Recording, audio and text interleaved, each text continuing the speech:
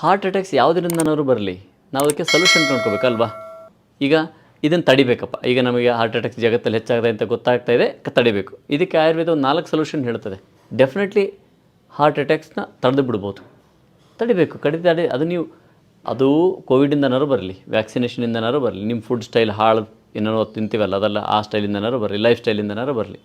So ಒಂದು 4 ಪದ್ಧತಿಗಳನ್ನು ಮಾಡ್ತಾ ಬಂದರೆ ಇವತ್ತಿನಿಂದ ನಿಮ್ಮ ಹಾರ್ಟ್ ಸೇಫ್. ಅದನ್ನು ನೀವು ಫಸ್ಟು ಹೇಳ್ಕೊಂಡ್ರಿ. ಯಾಕಂದರೆ ಆಚಾರ್ಯರು ಎಲ್ಲೂ ಒಂದು ಅಕ್ಷರ ಸುಳ್ಳು ಹೇಳಿಲ್ಲ. ನಿಮಗದು ಅನುಭವಕ್ಕೆ ಬರೋಂಗೆ ಹೇಳ್ತಾನೆ, ನನಗೆ ಗೊತ್ತಾಗ್ತದೆ ನಿಮಗೆ ಬೇಕಿದ್ರೆ.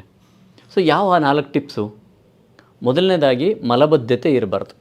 ಯಾರ್ಯಾರಿಗೆ ಮಲಬದ್ಧತೆ ಇದೆಯೋ ಅವ್ರು ಹೆದರೋದು ಬೇಕಾಗಿಲ್ಲ, ನಾಳೆಯಿಂದನೇ ಮಲಬದ್ಧತೆ ಇರಲ್ಲ, ಹಾಗೆ ಮಾಡ್ಕೊಳ್ಳೋಕೆ ಬರ್ತದೆ. ಸೊ ಮಲಬದ್ಧತೆ ಇರಬಾರ್ದು.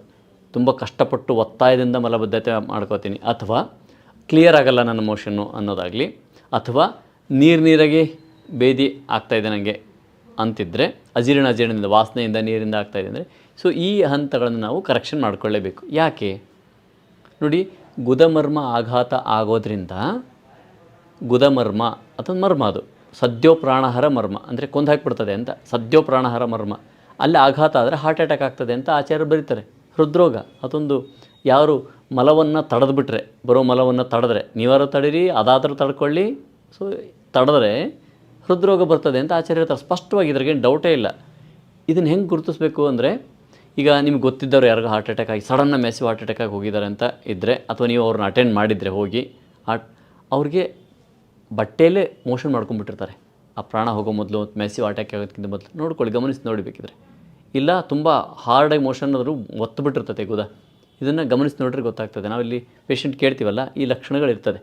ಸೊ ನಿಮಗೆ ಯಾರ್ಯಾರಿಗೆ ಅದು ಹೌದು ಅನಿಸಿದೆ ನೋಡಿದರೆ ಎಲ್ಲರೂ? ಓಕೆ ಹೌದಾ, ಹಾಂ ಸರಿ, ಬಾತ್ರೂಮಲ್ಲಿ ಹೌದಲ್ವಾ, ಮುಗ್ಗರಿಸ್ಬಿದ್ರು ಅಂತ ನೀವು ಅನ್ಕೋತೀರಿ. ಯಾಕಂದ್ರೆ ಗೋಡೆಗೆ ಅಂದರೆ ಡೋರ್ಗೆ ಬಡ್ದಿದ್ದು ಸೌಂಡ್ ಆಯಿತು, ಅದಕ್ಕೆ ಹೋದ್ರಿ, ಮುಗ್ಗರಿಸಿದ್ರು. ಓಕೆ. ಸೊ ಆಮೇಲೆ ಹೊರ ತಗೊಂಬೋದ್ರೊಳಗೆ ಇರಲಿಲ್ಲ. ಸೊ ಇದು ಏನದು, ಅಲ್ಲಿ ಬಾತ್ರೂಮ್ ಹೋದಾಗ್ಲೇ ಅಂದರೆ ಸಡನ್ನಾಗಿ ಅಲ್ಲಿಗೆ ಗುದಮರ್ಮಕ್ಕೆ ಆಘಾತ ಆಗಿರ್ತದೆ. ಸೊ ಇದಕ್ಕೆ ಪರಿಹಾರ ಇಷ್ಟೇ, ಮಲಬದ್ಧತೆ ಇರಬಾರ್ದು. ಅದಕ್ಕೆ ಏನು ಔಷಧಿ ತೊಗೊಳ್ಳಿ ಡಾಕ್ಟ್ರೇ ಅಂತ ಕೇಳಬೇಡಿ. ಔಷಧಿ ತೊಗೊಂಡು ಮಲಬದ್ಧತೆ ಸರಿ ಮಾಡ್ಕೊಳ್ಳೋದು ಮಲಬದ್ಧತೆ ಇಲ್ಲ ಅಂತ ಅರ್ಥ ಅಲ್ಲ. BP ಮಾತ್ರೆ ತೊಗೊಂಡು BP ಸರಿ ಇಟ್ಕೊಂಡ್ರೆ BP ಇಲ್ಲ ಅಂತ ಅರ್ಥ ಅಲ್ಲ, ಮಾತ್ರೆಯಿಂದ ಕಂಟ್ರೋಲ್ ಇದೆ ಅಂತ. ಶುಗರು ಅಷ್ಟೇ, ಮಾತ್ರೆಯಿಂದ ಕಂಟ್ರೋಲ್ ಇದೆ ಅಂತ ಅರ್ಥ. ಇಲ್ಲಿ ಮಲಬದ್ಧತೆ ಇರಬಾರ್ದು ಅಂತ ಹೇಳ್ತಾ ಇದ್ದೀನಿ, ಮಾತ್ರೆ ತೊಗೊಂಡು ಹೋಗಿಸ್ಬೇಕು ಅಂತ ಹೇಳ್ತಿಲ್ಲ. ಏನು ಇದಕ್ಕೆ ಪರಿಹಾರ ಆಗಿದ್ರೆ, ಆಹಾರದ ಪ್ರಮಾಣವನ್ನು ಎಲ್ಲ ಕಾಲದಲ್ಲೂ, ಬೆಳಿಗ್ಗೆ ಮಧ್ಯಾಹ್ನ ಸಂಜೆ ಎಲ್ಲ ಕಾಲದಲ್ಲೂ ಆಹಾರದ ಪ್ರಮಾಣವನ್ನು 70% ಇಳಿಸಿ, ಇನ್ನು 30% ಹೊಟ್ಟೆ ಖಾಲಿ ಬಿಡಿ. ಇಲ್ಲಿ ಮಟ್ಟ ತಿನ್ನಬಾರ್ದು. ಇದು ಬಹಳ ಇಂಪಾರ್ಟೆಂಟ್. ಯಾಕೆ ಅಂತ ಹೇಳ್ತೇನೆ ಆಮೇಲೆ. ಇಲ್ಲಿ ಮಟ್ಟ ಊಟ ಮಾಡಬಾರ್ದು. ರಾತ್ರಿ ವಿಶೇಷವಾಗಿ ಕಡಿಮೆ ಪ್ರಮಾಣದ ಆಹಾರವನ್ನು ತೊಗೋಬೇಕು, ಬೇಗ ಮಲಗಬೇಕು. ಸೊ ಈ ಬೇಗ ಮಲಗಿದ್ರಿ, ಕಡಿಮೆ ಪ್ರಮಾಣದ ಆಹಾರ ತೊಗೊಂಡ್ರಿ, ನಾಳೆ ಬೆಳಗ್ಗೆ ನಿಮ್ಮ ಮೋಷನ್ ನೀವು ಕೇಳೋಕ್ಕಿಂತ ಮೊದಲೇ ಮೋಷನ್ ಆಗುತ್ತೆ. ಇದನ್ನು ಫಸ್ಟ್ ರೂಢಿ ಮಾಡ್ಕೊಳ್ಳಿ. ಬೇಗ ಊಟ ಮಾಡಬೇಕು, ಸಾಯಂಕಾಲ ಮುಕ್ಕಾಲು ಹೊಟ್ಟೆ ಊಟ ಮಾಡಬೇಕು, ಬೇಗ ನಿದ್ದೆ ಮಾಡಬೇಕು. ಪ್ರಾಣಕ್ಕಿಂತ ಹೆಚ್ಚಿಂದಲ್ಲ ನಿಮ್ಮ ಬಿಸ್ನೆಸ್ಗಳೆಲ್ಲ. ನೀವೇನೋ ಕಾರಣಗಳನ್ನ ಏನಾದ್ರು ಹೇಳಿ, ಮೊದಲು ಊಟ ಮಾಡ್ಕೊಳ್ಳಿ, ಆಮೇಲೆ ಹೋಗಿ ನೀವು ವರ್ಕ್ ಮಾಡ್ಕೊಂಬಂದು ಮಲ್ಕೊಳ್ಳಿ, ತೊಂದರೆ ಇಲ್ಲ. ನಾನು 11 ಗಂಟೆಗೆ ಬಂದು ಊಟ ಮಾಡ್ತೀನಿ ಅಂದರೆ ಇದು ನಡೆಯಲ್ಲ, ಇದು ತೊಂದರೆ ಆಗೋದೆ. ಇವತ್ತಾಗುತ್ತೋ ಯಾವಾಗಾಗುತ್ತೋ ತೊಂದರೆ ಆಗೋದೆ. ಹಾಗಾಗಿ ಮಲಬದ್ಧತೆ ನಿವಾರಿಸ್ಕೊಳ್ಳೋಕೆ ಇರೋದು ಇಷ್ಟೇ, 70% ಊಟ, ರಾತ್ರಿ ಸಾಯಂಕಾಲ ಬೇಗ ಊಟ, ಬೇಗ ಮಲಗೋದು. ಇಷ್ಟು ಮಾಡಿದರೆ ಮಲಬದ್ಧತೆ ಇರಲ್ಲ. ಎರಡನೇದು, ಫುಲ್ ಟೈಟಾಗಂಗೆ ಊಟ ಮಾಡೋದು. ಹೆಚ್ಚಿನ ಜನ ಇವತ್ತು ಹಾರ್ಟ್ ಅಟ್ಯಾಕಿಗೆ ಒಳಗಾಗ್ತಾ ಇರೋರು ಇದೇ ಕಾರಣದಿಂದ. ಅಂದರೆ ನಾವು ಊಟ ಮಾಡೋದಂದ್ರೆ ಹೊಟ್ಟೆ ತುಂಬಿಸೋದು ಅಂತ ಅಂದ್ಕೊಂಡ್ಬಿಟ್ಟಿದ್ದೀವಿ. ಏನಾಗುತ್ತೆ ಹಂಗೆ ಊಟ ಮಾಡಿದರೆ? ಕರಳು ಅಥವಾ ಜಠರ ಜೀರ್ಣ ಮಾಡಬೇಕು ಅಂದರೆ ಹೆಚ್ಚಿನ ರಕ್ತ ಪರಿಚಲನೆ ಆಗಬೇಕಾ? ನೀವು ಊಟ ಮಾಡಿದ ತಕ್ಷಣ ಓವರ್ ಫೀಡೆಡ್ ಮಾಡಿದ್ರಪ್ಪ, ಅವಾಗೇನಾಗುತ್ತೆ? ಲಂಗ್ಸ್ ಮತ್ತು ಹಾರ್ಟ್, ನಿಮ್ಮ ಪುಪ್ಪುಸ ಮತ್ತು ಹೃದಯ ಎರಡೂ ಹೆಚ್ಚು ಕೆಲಸ ಮಾಡಬೇಕು. ಕೋವಿಡಲ್ಲಿ ನಾನು ಆರ್ಟಿಕಲೆಲ್ಲ ಬರಿತಾ ಇದ್ದೆ, ಹೇಳ್ತಾನೂ ಇದ್ದೆ, ಹೆಚ್ಚು ತಿನ್ನಬೇಡಿ, ಕಡಿಮೆ ತಿನ್ನಿ. ಅಂದರೆ ಲಂಗ್ಸಿಗೆ ರೆಸ್ಟ್ ಕೊಡಿ. ಲಂಗ್ಸ್ ರೆಸ್ಟ್ ಕೊಡೋದು ಅಂದರೆ ಕೈ ಕಾಲು ಮುರಿದ್ರೆ ರೆಸ್ಟ್ ಕೊಡ್ಬೋದಪ್ಪ. ಲಂಗ್ಸ್ ರೆಸ್ಟ್ ಕೊಡೋಂದ್ರೆ ಉಸಿರಾಡ್ದಂಗೆ ಇರೋಕ್ಕಾಗತ್ತಾ? ಸೊ ಕಡಿಮೆ ಊಟ ಮಾಡಿದ್ರೆ ಲಂಗ್ಸಿಗೆ ರೆಸ್ಟ್ ಕೊಟ್ಟಂಗೆ ಆವಾಗ ಎಷ್ಟೆಷ್ಟು ಊಟ ಮಾಡಿ ಅಂತ ಕೋವಿಡ್ ಟೈಮಲ್ಲಿ ಹೇಳಿದ್ವಿ. ಯಾಕೆ? ನೀವು ಊಟ ಹೆಚ್ಚು ಮಾಡಿದ ತಕ್ಷಣ ಆಕ್ಸಿಜನ್ ಹೆಚ್ಚು ಬೇಕು, ಲಂಗ್ಸೇ ಕೆಲಸ ಮಾಡಿಕೊಡ್ಬೇಕು. ಕೋವಿಡಲ್ಲಿ ತೊಂದರೆ ಆಗಿದೆ ಲಂಗ್ಸಿಗೆ, ಮತ್ತೆ ಹೆಚ್ಚು ಕೆಲಸ ಮಾಡಿ ಅಂದರೆ ಹೆಂಗೆ ಮಾಡುತ್ತೆ ಲಂಗ್ಸು? ಇನ್ನೂ ಸ್ವಲ್ಪ ಖಾಲಿ ಬಿಡಲ್ವಾ? ಆವಾಗಲೇ ಪ್ರೋಟೀನ್ ತಿನ್ನಿರಿ ಅಂತ ತಿನ್ನಿಸಿದ್ದೇನೋ, ನಾನ್ ವೆಜ್ ತಿನ್ನಿಸಿದ್ದೇನೋ, ಜ್ಯೂಸ್ ಕುಡಿಸಿದ್ದೇನೋ, ಹಾಳು ಮಾಡಿಬಿಟ್ರವಲ್ಲ. ಸೊ ಹೀಗೆ ಕಂಠಪಟ ತಿಂದಾಗ ಆಕ್ಸಿಜನ್ ರಿಕ್ವೈರ್ಮೆಂಟು ಹೊಟ್ಟೆಗೆ ಭಾಳ ಬೇಕಾಗುತ್ತೆ. ಆವಾಗ ಹಾರ್ಟ್ ಜೋರ ಪಂಪ್ ಮಾಡಬೇಕಾಗ್ತದೆ, ಉಪ್ಪು ಸಹ ಜಾಸ್ತಿ, ಲಂಗ್ಸ್. ಸೊ ಈ ಎರಡರ ಸಮಸ್ಯೆಯಲ್ಲಿ ಇದು ದಿನನಿತ್ಯ ಇತ್ತು ಅಂತಂದರೆ ಒಂದು ದಿವಸ ಅದಕ್ಕೆ ಮ್ಯಾಸಿವ್ ಆಗಿ ತೊಂದರೆ ಆಗುತ್ತೆ. ನಾನು ಇದನ್ನು ಹಿಸ್ಟ್ರಿ ತೊಗೊಳ್ಳುವಾಗ, ಹಾರ್ಟ್ ಅಟ್ಯಾಕ್ ಹಿಸ್ಟ್ರಿ ತೊಗೊಳ್ಳುವಾಗ ಇದು ಒಂದು ಅಂಶ, ಒಂದು ಮಲಬದ್ಧತೆ ಅಂಶ ಆದರೆ ಕಂಠಮಟ್ಟ ತಿನ್ನೋದು ಇನ್ನೊಂದು ಅಂಶ. ಮೂರನೇ ಅಂಶ ಈ ಎಣ್ಣೆ ಪದಾರ್ಥಗಳನ್ನು ತಿನ್ನೋದು. ಇಲ್ಲ ಡಾಕ್ಟ್ರೇ ನಾವು ಕರೆದಿದ್ದು ತಿನ್ನೋದೇ ಇಲ್ಲ ಅನ್ನೋಂಥ ಪೇಷಂಟು ಇದ್ದಾರೆ, ಎಣ್ಣೆ ತಿನ್ನೋದೇ ಇಲ್ಲ ಅನ್ನೋಂಥ ಪೇಷಂಟ್ಸು ಇದ್ದಾರೆ. ಸೊ ಎಣ್ಣೆ ಪದಾರ್ಥವನ್ನು ಸರಿಯಾದ ಸದ್ಬಳಕೆ ಮಾಡೋದು ಅಂತ, ಅದು ಬೇಕೇ ಬೇಕು. ಎಣ್ಣೆ ಅಥವಾ ತುಪ್ಪ, ಜಿಡ್ಡಿನ ಅಂಶ ಇಲ್ಲ ಅಂದರೆ, ಕೊಲೆಸ್ಟ್ರಾಲ್ ಇಲ್ದಂಗೆ ಊಟ ಮಾಡ್ತೀನಿ ಅಂದರೆ ಹಾರ್ಟ್ ವೆಸಲ್ಸು ಇನ್ನೊಂದು ಸ್ವಲ್ಪ ಹಾರ್ಡ್ ಆಗ್ತವೆ, ಹಾರ್ಟ್ ವೆಸಲ್ಸ್ ಇನ್ನೊಂದು ಸ್ವಲ್ಪ ಬ್ಲಾಕ್ ಮಾಡ್ತವೆ ಜಾಸ್ತಿ. ಜಿಡ್ಡಿನ ಅಂಶ ಬೇಕು, ಆದರೆ ತೊಗೊಳ್ಳೋವಂಥ ವಿಧಾನ ಇದೆಯಲ್ಲ ಅದು ಸ್ಪಷ್ಟವಾಗಿ ಇಟ್ಕೋಬೇಕು. ನಾನು ಪೂರಿ ತಿನ್ನಲ್ಲ, ಬಜ್ಜಿ ತಿನ್ನಲ್ಲ, ವಡೆ ತಿನ್ನಲ್ಲ, ಸರಿ, ಈ ರೀತಿ ತಿನ್ನಬಾರ್ದು. ಯಾಕಂದರೆ ಎಣ್ಣೆ ತನ್ನ ಎಣ್ಣೆ ತತ್ವ ಅಂದರೆ ಸ್ನಿಗ್ಧತ್ವವನ್ನು ಕಳ್ಕೊಂಡ್ಬಿಡ್ತದೆ. ಈ ಪೆಟ್ರೋಲ್ ಇದೆಯಲ್ಲ ಅದು ಕೂಡ ಎಣ್ಣೆ ತಾನೇ, ಅದ್ರಿಗೇನರ ಸ್ನಿಗ್ಧತ್ವ ಇದೆಯಾ? ಡ್ರೈ ತಾನೇ ಅದು. ಸೊ ಹಸಿ ಎಲ್ಲ ಡ್ರೈ, ಹಿಂಗೆ ಹಚ್ಕೊಂಡ್ಬಿಟ್ರೆ ಒಣಗಿಬಿಡ್ತದೆ. ಸೊ ಈ ಥರ ಡ್ರೈ ಎಣ್ಣೆನ ತಿನ್ನಬಾರ್ದು. ಕೊಲೆಸ್ಟ್ರಾಲ್ ಇಲ್ಲದೇ ಇರುವಂಥ ಎಣ್ಣೆಗಳು ತಿಂದು ಜಗತ್ತಲ್ಲಿ ಏನು ಹಾರ್ಟ್ ಅಟ್ಯಾಕ್ ಕಮ್ಮಿ ಆಗಿದಾವ? ಕಳೆದ 20-30 ವರ್ಷದಿಂದ ಕೊಲೆಸ್ಟ್ರಾಲ್ ಇಲ್ಲದೇ ಇರುವಂತಹ ರಿಫೈನ್ಡ್ ಆಯಿಲ್ ತಿಂತಾ ಇದ್ದೀವಲ್ಲ, ಹಾರ್ಟ್ ಅಟ್ಯಾಕ್ ಕಮ್ಮಿ ಆಗಿದಾವ? ಅವೆಲ್ಲ ಸುಳ್ಳು.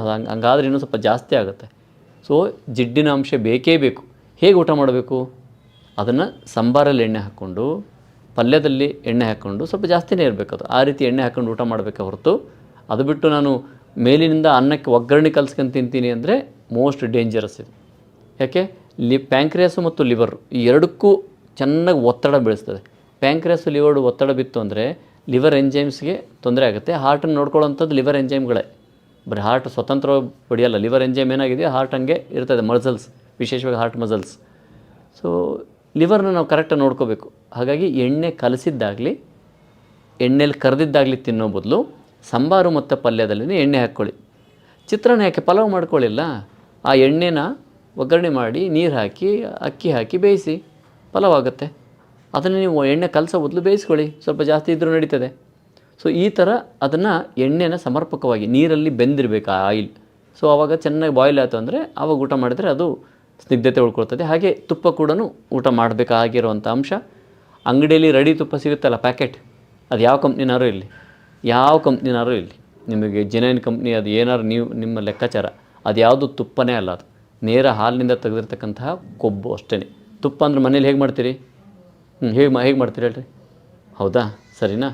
ಹಾಲು ಹೆಪ್ಪಾಕಿ ಮೊಸರು ಮಾಡಿ ಕೆನೆ ಮಾಡಿ ಕಡ್ದುಬಿಟ್ಟು ಬೆಣ್ಣೆ ತೆಗೆದು. ಸೊ ಈ ಪ್ರೋಸೆಸ್ಸಲ್ಲಿ ಯಾವ ಕಂಪ್ನಿಗಳು ಮಾಡಲ್ಲ. ಹಾಲನ್ನೇ ಡೈರೆಕ್ಟ್ ಕಡ್ದುಬಿಟ್ಟು ಅದರ ಬರುವಂಥ ಫ್ಯಾಟನ್ನು ತೊಗೊಂಡು ಕರಗಿಸಿಬಿಟ್ರೆ ಅದನ್ನು ತುಪ್ಪ ಅಂತ ಕರಿಯಲ್ಲ, ಕರಿಬಾರದು. ಆ ತುಪ್ಪ ಊಟ ಮಾಡಬೇಡಿ ಅಂತ ಡಾಕ್ಟ್ರ್ ಹೇಳ್ತಾ ಇರೋದು, ಅದು ಸತ್ಯ. ಅದು ಮಿಲ್ಕ್ ಫ್ಯಾಟ್. ಅದು ನೀವು ನಮ್ಮ ಇಂಡಿಯನ್ ಬೇಸಲ್ಲಿ ಪ್ರೊಸೆಸ್ಡ್, ನಮ್ಮಲ್ಲಿ ಸಂಸ್ಕಾರ ಎಷ್ಟಾಗ್ತದೆ ತುಪ್ಪಕ್ಕೆ? 5 ಸಂಸ್ಕಾರ ಮಾಡ್ತೀವಿ ನಾವು. ಹಾಲು ತರ್ತೀವಿ, ಹಾಲು ಕೆನೆ ಬರೋ ತನಕ ಕಾಯಿಸ್ತೀವಿ 1, ಮೊಸರು ಮಾಡ್ತೀವಿ 2, ಮೊಸರಿನ ಕೆನೆಯನ್ನು ಕಡಿತೀವಿ 3, ಮಜ್ಜಿಗೆ ಸಪ್ರೇಟ್ ಮಾಡಿ ಬೆಣ್ಣೆ ತೆಗಿತೀವಿ 4, ಆ ಬೆಣ್ಣೆನ ಕಾಯಿಸಿ ತುಪ್ಪ ತೆಗಿತೀವಿ. ಸೊ ಇಷ್ಟು ಪ್ರೊಸೆಸ್ ಮಾಡಿದರೆ ಈ ತುಪ್ಪ ಊಟ ಮಾಡಲೇಬೇಕಾಗಿರೋಂಥದ್ದು ಮಾಡಿ, ಅದು ಒಳ್ಳೆಯದು. ಹೊಗೆ ಆಡಿಸ್ಬಾರ್ದು ತುಪ್ಪವನ್ನು, ಅದೊಂದು ನೆನ್ಪಿಟ್ಕೋಬೇಕು. ಹೌದು, ಅದನ್ನು ಬಿಸಿ ಮಾಡಬೇಕು ಅಂತೇಳಿ ಹೊಗೆಯಲ್ಲಿಟ್ಟು ಹೊಗೆ ಆಡಿಸ್ಬಿಟ್ರೆ ತುಪ್ಪ ಕೆಟ್ಟು ಹೋಗ್ತದೆ. ಸೊ ಈ ತುಪ್ಪ ಈ ರೀತಿ ಸ್ನಿಗ್ಧತೆಯನ್ನು ಊಟ ಮಾಡಬೇಕು. ಇದು ಸ್ನಿಗ್ಧವಾಗಿದ್ದರೆ, ರಕ್ತನಾಳಗಳು ಸಾಫ್ಟ್ ಇತ್ತು ಅಂದರೆ ಈಸಿಯಾಗಿ ರಕ್ತ ಹರಿಯುತ್ತಪ್ಪ. ರಕ್ತನಾಳ ಹಾರ್ಡ್ ಆದರೆ ಏನಾಗುತ್ತೆ? ನಾನು ಎಣ್ಣೆನೇ ತಿನ್ನಲ್ಲ ಅಂತ ಹಾರ್ಡ್ ಮಾಡ್ಕೊಂಡ್ರೆ ನಾಳಗಳನ್ನು ಕಟ್ಕೊಳ್ತದೆ. ಇನ್ನೂ ಸ್ವಲ್ಪ ರಕ್ತನಾಳ ಹಾರ್ಡ್ ಆದಷ್ಟು ಅಥೆರೋಸ್ಕ್ಲೆರೋಸಿಸ್ ಅಂತಾರಲ್ಲ, ಅದೇನು ಕೊಲೆಸ್ಟ್ರಾಲಿಂದ ಒಂದನ್ನೇ ಆಗುತ್ತೇನು? ಕೊಲೆಸ್ಟ್ರಾಲ್ ಇಲ್ಲದೇ ಇದ್ದರೂ ಆಗುತ್ತೆ. ಇವತ್ತಿನ ತಳ್ಳಿಗಿರೋರೆಲ್ಲ ಕೊಲೆಸ್ಟ್ರಾಲ್ ಕಡಿಮೆ ಇರೋರ, ದಪ್ಪ ಇರೋರೆಲ್ಲ ಕೊಲೆಸ್ಟ್ರಾಲ್ ಜಾಸ್ತಿ ಇರೋರು, ಹಾಗೇನಿಲ್ಲ. ಸೊ ಹಾಗಾಗಿ ಇಷ್ಟನ್ನು ನಾವು ಗಣಿಸಬೇಕು. ಕೊನೆಯದು 4ನೇದು ಏನು ಅಂದರೆ, ಅನ್ನೆಸೆಸರಿ ಟೆನ್ಷನನ್ನು ಮಾಡ್ಕೋಬಾರ್ದು. ಇದು ಬಹಳ ಇಂಪಾರ್ಟೆಂಟ್. ಯಾವ ಕಾರೋ ಇರಲಿ, ನಿಮ್ಮ ರೋಗದ ಭಯಕ್ಕಾರೋ ಇರಲಿ, ಇವತ್ತು ಹಾರ್ಟ್ ಅಟ್ಯಾಕ್ ಇದೆ, ನಮ್ಮ ಇನ್ನೊಂದು ದಿವಸ ಕೊರೋನಾ ಇತ್ತು, ಈ ಮುಂದೆ ಇನ್ನೊಂದೇನೋ ಕಾಯಿಲೆ ಬರ್ತದೆ, ಯಾವುದರ ಆಗಲಿ ಭಯಪಡಬಾರ್ದು. ಫಸ್ಟ್ ಆಫ್ ಆಲ್ ನನಗೆ ಕೊಲೆಸ್ಟ್ರಾಲ್ ಇದೆ ಅಂತ ಭಯಪಡೋದು, ಹೃದ್ರೋಗ ಇದೆ ಅಂತ ಭಯಪಡೋದು, ಹೃದ್ರೋಗ ಬರುತ್ತೆ ಅಂತ ಭಯಪಡೋದು, ಬಿಸ್ನೆಸ್ಸಿಗೆ ಸ್ಟ್ರೆಸ್ ಇದೆ ಅಂತ ಅಂದ್ಕೊಳ್ಳೋದು. ಸೊ ಈ ಭಯಪಡೋದು ನಿದ್ದೆಗೆಡೋದು. ಸೊ ಈ ಭಯಪಡೋದು ನಿದ್ದೆಗೆಡೋದು ಇವೆರಡರಿಂದ ಹಾಳಾದಷ್ಟು ಇನ್ಯಾವುದರಿಂದನೂ ಹಾಳಾಗಲ್ಲ ಶರೀರ, ವಿಶೇಷವಾಗಿ ಹೃದಯದ ಮಸಲ್ಸ್ಗಳು. ಸೊ ಅತಿಯಾಗಿ ಭಯಪಟ್ಟರೆ, ಈಗ ನಿಮ್ಮ ಕೈಲಿ ಏನು ಸುಸ್ತಾಗಿದೆ ಅಂದ್ಕೊಳ್ಳಿ, ಸಾಕಾಗಿದೆ ಅಂತೇಳಿ ಸುಮ್ಮನೆ ಬಂದು ಮಲ್ಕೊಂಡಿದ್ರಿ, ಕೂತ್ಕೊಂಡು ಇಲ್ಲ, ಅಷ್ಟು ಸುಸ್ತಾಗಿದ್ರಿ, ಹಾವು ಬಂದುಬಿಡ್ತು ಪಕ್ಕದಲ್ಲಿ, ಏನು ಮಾಡ್ತೀರಿ? ಎದ್ದು ಓಡೋಗ್ತಿರಲ್ವ? ಎಲ್ಲೋಯ್ತು ಸುಸ್ತೆಲ್ಲ? ಹೆಂಗೆ ಕೆಲಸ ಮಾಡ್ತು? ಹಾಗಾದ್ರೆ ಎಲ್ಲ ಮಸಲ್ಸು ಎಲ್ಲವೂ ಹೆಂಗೆ ಕೆಲಸ ಮಾಡ್ತು? ಸೊ ಒಂದು ಹಾವು ಬಂದು ಭಯ ಇಡೀ ಮಸಲ್ಸನ್ನ ಆ್ಯಕ್ಟಿವೇಟ್ ಮಾಡೋಷ್ಟು ಅಡ್ರಿನಾಲಿನ್ ಸೆಕ್ರೇಟ್ ಮಾಡುತ್ತೆ. ಅಡ್ರಿನಾಲಿನ್ ಬಂತು ಅಂದರೆ ಹಾರ್ಟ್ ಜೋರ ಪಂಪ್ ಮಾಡೋಕ್ಕೆ ಸ್ಟಾರ್ಟ್ ಮಾಡುತ್ತೆ. 70 ಇದ್ದದ್ದು 150ಕ್ಕೆ ಹೋಗ್ಬಿಟ್ಟಿರ್ತದೆ. ಹೋಗಲ್ವಾ? ಡಗಡೋಗ ಅಂತ ಹೊಡ್ಕೊಂಡು ಎಲ್ರಿಗೂ ಆಗುತ್ತಲ್ವ? ಸೊ ಕಾಲು ಕೈ ಎಲ್ಲ ಶಕ್ತಿ ಬಂದುಬಿಡುತ್ತೆ, ಓಡ್ಬಿಡ್ತೀವಿ ಮಸಲ್ಸಿಂದ. ಆಮೇಲೆ ಇದಕ್ಕಿಂತ ಸುಸ್ತು ಜಾಸ್ತಿ ಆಗ್ತೀವಲ್ವಾ? ಸೊ ಆ ಅಡ್ರಿನಾಲಿನ್ ಅನ್ನೋದು ಜಸ್ಟ್ ಒಂದು ಸಣ್ಣ ಭಯಕ್ಕೆ ಅಷ್ಟು ಜೋರು ಅಡ್ರಿನಾಲಿನ್ ಸೆಕ್ರೇಟ್ ಆಯಿತು ಅಂದರೆ, ನೀವು ಪದೇ ಹಿಂಗೆ ಭಯಕ್ಕೆ ಒಳಗಾದ್ರಿ ಅಂದರೆ ಹಾರ್ಟ್ ಏನಾಗುತ್ತೆ? ಓವರ್ ಪಂಪಿಂಗ್ ಮಾಡೋಕ್ಕೆ ತಂದು ಹೋಗ್ಬೇಕು, ಅದು ವೀಕ್ ಆಗುತ್ತಾ ಹೋಗ್ತದೆ. ಸೊ ಈ ಭಯ ಪಡೋದು ತುಂಬ ಡೇಂಜರ್ ಬೇರೆ ಎಲ್ಲಕ್ಕಿಂತಲೂ. ಸಡನ್ನಾಗಿ ಅಂತ ಸತ್ತೋದವ್ರು ಎಷ್ಟೋ ಜನ ಇದ್ದಾರೆ. ಕೋವಿಡ್ಗಿಂತ ಭಯಕ್ಕೆ ಸತ್ತವ್ರು ಎಷ್ಟೋ ಜನ. ಹಾವು ಕಡಿಸ್ಕೊಂಡಾಗ ಅದು ವಿಷನೋ ನಿರ್ವಿಷನೋ 98% ಹಾವುಗಳು ನಿರ್ವಿಷಯ ಇದ್ದಾವೆ. ಕಡಿಸ್ಕೊಂಡ ತಕ್ಷಣ ಅಂದು ಹೋಗ್ಬಿಡೋದು ಅಲ್ವಾ. ಸೊ ಈ ರೀತಿಯ ಭಯ ಪಡಬಾರ್ದು. ಇದಕ್ಕೆ ಈಕ್ವಲ್ಲಾಗಿ ಏನು ಅಂದರೆ ರಾತ್ರಿ ನಿದ್ದೆಗೆಡೋದು. ಈಗ ರಾತ್ರಿ ನಿದ್ದೆಗೆಟ್ಟಾಗ ನೀವು ಒಂದು ದಿನ ಒನ್ ನೈಟ್ ನಿದ್ದೆಗೆಟ್ಟಿರಿ ಅಂದ್ಕೊಳ್ಳಿ. ಆವಾಗ ನಿಮ್ಮ ಮೈಕೈ ಹೇಗಿರ್ತದೆ? ನೋವಿರ್ತದಲ್ಲ, ಚಲಿಸ್ಬೇಕು ಅಂದರೆ ಬೇಡ ಅನ್ಸುತ್ತೆ, ಸ್ವಲ್ಪ ಕೂತ್ಕೋಬೇಕು ಅನ್ಸುತ್ತೆ. ಎರಡನೇ ದಿನ ನಿದ್ದೆಗೆಟ್ಟಿರಿ ಅಂದ್ಕೊಳ್ಳಿ, ಏನು ಮಾಡೋದು ಬೇಡ, ಸುಮ್ಮನೆ ಬಿದ್ದಿರಬೇಕು ಅಂತ ಅನ್ಸುತ್ತೆ. ಅವು ಮತ್ತೆ ಕೊಯ್ಕೆ ಎಲ್ಲ ನೋವೇ ಇರ್ತವೆ. ನೋವು ಯಾಕೆ? ಈ ಚಲನವಲನ. ಇದು ಮಸಲ್ಸ್ ಮಾಡೋ ಕೆಲಸ ಏನಂದರೆ ಚಲನವಲನ. ನಿಮ್ಮನ್ನು ಮೂವ್ ಮಾಡೋದು ಮಸಲ್ಸ್, ಮೂಳೆಗಳಲ್ಲ. ಮೂಳೆ ಎದ್ದು ನಿಲ್ಲಿಸುತ್ತೆ ಅಷ್ಟೇ, ಬಟ್ ಚಲಿಸೋದೆಲ್ಲ ಮಸಲ್ಸಿಂದ. ಚಲನೆ ಬೇಡ ಅಂತ ಅನಿಸುತ್ತೆ. ಯಾಕೆ? ಮಸಲ್ಸು ಡ್ರೈ ಆಗಿರ್ತವೆ. ನಿದ್ದೆಗೆಟ್ಟ ತಕ್ಷಣ ಮಸಲ್ಸ್ ಡ್ರೈ ಆಗ್ತವೆ. ಎಲ್ಲರಿಗೂ ಗಮನಕ್ಕೆ ಬಂದಿದೆ ತಾನೆ? ಮೈ ಕೈ, ತೊಡೆ, ಕೈ, ಬೆನ್ನು ಎಲ್ಲ ನೋವು ಬರ್ತಾವಲ್ಲ. ಸರಿ, ಹಂಗೆ ಹಾರ್ಟ್ ಮಸಲ್ಸಿಗೆ ಯಾಕೆ ಕಷ್ಟ ಆಗಬಾರ್ದು? ಹಾರ್ಟ್ ಮಸಲ್ಸ್ ಯಾಕೆ ಡ್ರೈ ಆಗಬಾರ್ದಪ್ಪ ನಿದ್ದೆಗೆಟ್ರೆ? ಈ ಮಸಲ್ಸ್ ಆದರೆ ಡ್ರೈ ಆಗ್ತವೆ, ಮೂಮೆಂಟ್ ಬೇಡ ಅನಿಸುತ್ತೆ. ಹಾರ್ಟ್ಗೂ ಮೂಮೆಂಟ್ ಬೇಡ ಅಂತ ಅನಿಸ್ಬಾರ್ದಾ? ಮತ್ತು ನಿದ್ದೆಗೆಡ್ತೀರಾ ಬೇರೆ ರಾತ್ರಿ 2 ಗಂಟೆ ತನಕ ನಾನು ಕೆಲಸ ಮಾಡ್ತೀನಿ ಅಂತ ಮೊಬೈಲ್ ನೋಡ್ಕೊಂಡು ಲ್ಯಾಪ್ಟಾಪ್ ನೋಡ್ಕೊಂಡು ನಮ್ಮ ಡ್ಯೂಟಿನೇ ರಾತ್ರಿ ಮಾಡೋದು ಅಂತ ಮಾಡೋರಿದ್ದಾರೆ ತಾನೆ? ಇದ್ದೀರಲ್ಲ.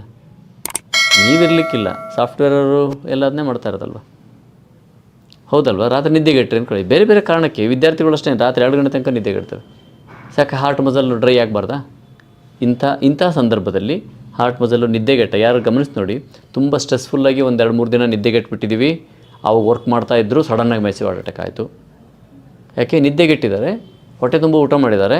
ಅದನ್ನು ಊಟಕ್ಕೂ ಹಾರ್ಟ್ ಜೋರು ಪಂಪ್ ಮಾಡಬೇಕು. ನಿದ್ದೆಗೆಟ್ಟದ್ದು ಆಗಿದೆ, ನಿದ್ದೆಗೆಟ್ಟದ್ರಿಂದ ಮಲಬದ್ಧತೆ ಆಗಿರ್ತದೆ.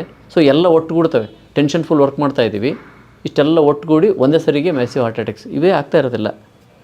ಈಗಿನ ಹುಡುಗರು ತಿನ್ನೋದಿದೆಯಲ್ಲ, ಮನೇಲಿ ತಿಂತೀವಿ ಸರ್, ನಾವು ಹೊರಗೆ ತಿನ್ನಲ್ಲ ಅನ್ನೋಂಥವ್ರಿಗೂ ಕೂಡ ಮನೇಲಿ ಹೋಟ್ಲ್ ತಂದಿಟ್ಕೊಂಡಿದ್ದೀರಾ. ದಿನ ದೋಸೆ ತಿಂತೀರಾ, ದಿನ ಇಡ್ಲಿ ತಿಂತೀರಾ, ಚಿತ್ರಾನ್ನ, ಪುಳಿಯೋಗರೆ, ಇವಿಷ್ಟೇ ತಿಂಡಿಗಳು. ಬಾಯಿಗೆ ಏನು ರುಚಿ ಬರುತ್ತೆ ಅದು. ನೋಡಿ, ಕಡಿಮೆ ಪ್ರಮಾಣದ ಆಹಾರವನ್ನು ತೊಗೋಬೇಕು, ಪೋಷಕಾಂಶಗಳಿರುವಂಥ ಆಹಾರ ತೊಗೋಬೇಕು. ಇದು ಗುಟ್ಟು.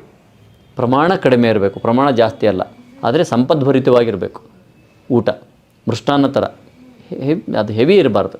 ಜೀರ್ಣವಾಗಿ ಸುಲಭದಲ್ಲಿ ಜೀರ್ಣ ಆಗಿ ಒಳ್ಳೆಯ ಪೋಷಕಾಂಶಗಳನ್ನು ಕೊಡೋದಾದರೆ ಹೌದು. ಸನಾತನ ಭಾರತದಲ್ಲಿದ್ದ ಎಲ್ಲ ಆಹಾರಗಳು ಕೂಡ ಈಚಿ ಡೈಜೆಸ್ಟಬಲ್ಲೇ. ಇದು ಎಲ್ಲಿಂದ ಕರ್ಮ ತಂದರು? ನಿಧಾನಕ್ಕೆ ಡೈಜೆಸ್ಟ್ ಆಗಬೇಕು ಅಂದರೆ ನಿಧಾನಕ್ಕೆ ಡೈಜೆಸ್ಟ್ ಆಗಬೇಕು, ಅದು ಒಳ್ಳೆಯದು ಅಂತ, ಶುಗರ್ಗೆ ಒಳ್ಳೆಯದು ಅಂತ ಹೇಳಿ ತಂದಿರೋದು ಗೋಧಿ. ಏನಾಗಿದೆ ಈಗ 40 ವರ್ಷದಲ್ಲಿ? ಶುಗರ್ ಹೆಚ್ಚಾಗಿದೆಯಾ? ಎಲ್ಲರೂ ಗೋಧಿ ತಿಂತಾ ಇದ್ದಾರೆ ತಾನೆ? ಕಮ್ಮಿ ಆಗಿದೆಯಾ? ಹೆಚ್ಚಾಗಿದೆಯಾ?